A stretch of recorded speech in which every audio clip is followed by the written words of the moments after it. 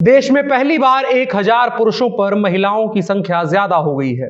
एनएचएफएस की रिपोर्ट के हिसाब से देश में पहली बार 1000 पुरुषों पर 1020 महिलाएं हो गई हैं और साथ ही साथ कई राज्यों में लड़कियों की जन्म दर भी बढ़ी है। आइए विस्तार से जानते हैं क्या है पूरी रिपोर्ट।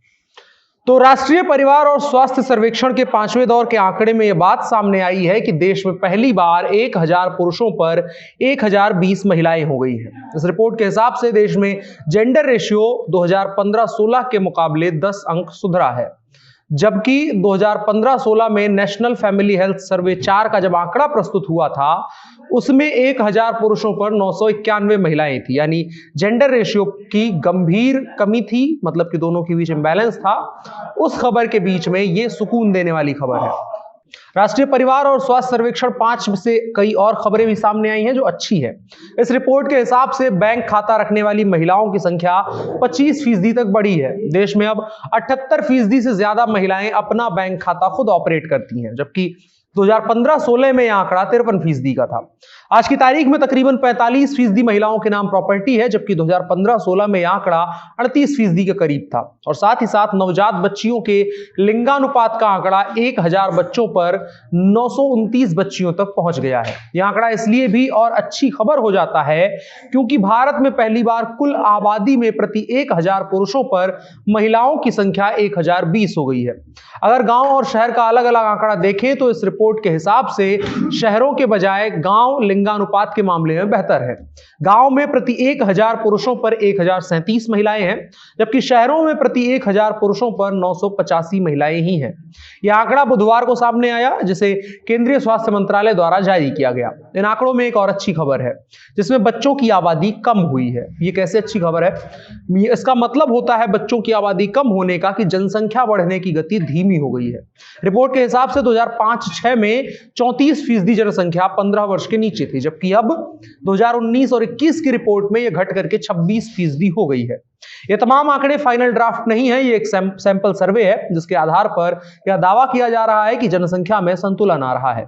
अगली राष्ट्रीय जनगणना जब आयोजित की जाएगी तब इस रिपोर्ट का फाइनल ड्राफ्ट आ जाएगा, लेकिन संभावना यही है कि कई राज्यों और केंद्र शासित प्रदेशों के मामलों में यह रिपोर्ट सही साबित होगी।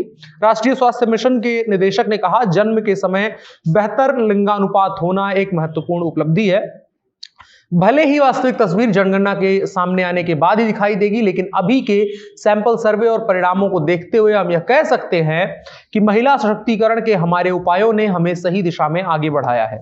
यह अच्छी खबर इस लिहाज से भी है कि भारत में यह कहा जाता है कि लोग बेटे की पैदा होने या पुत्र वरीयता की बात करते हैं, लेकिन सुधरता हुआ लिंगानुपात इन तमाम खबरों पर रोक लगाता हुआ नजर आता है। सरकार की तमाम नीतियों का उद्देश्य यही रहा है कि इस चयन प्रथा पर अंकुश लगाया जाए, जो कहा जाता है कि लड़का पैदा हो या लड़की पैदा हो, और यही कन्या भ्रूण हत्या बड़े पैमाने पर कन्या भ्रूण हत्या के तौर पर व्याप्त हो रही थी। सेंटर फॉर पॉलिसी रिसर्च की अध्यक्ष यामिनी अय्यर ने इस रिपोर्ट पर कहा है कि हम उम्र बढ़ने वाली आबादी हैं।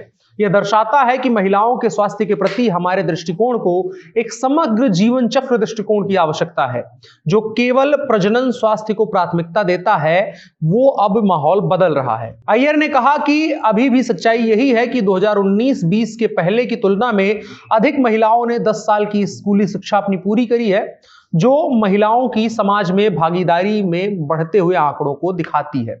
उन्होंने कहा कि अगर भारत को प्रगति करनी है तो इन तमाम अच्छे आंकड़ों के साथ साथ उन तमाम आंकड़ों को भी देखना चाहिए कि जिनमें अभी महिलाएं और भारत पीछे चल रहा है। और आखिर में जान लेते हैं कि NFHS 5 रिपोर्ट कैसे ली गई।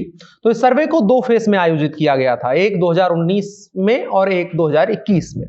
देश के 707 जिलों के 6,50,000 परिवारों को शामिल किया गया था।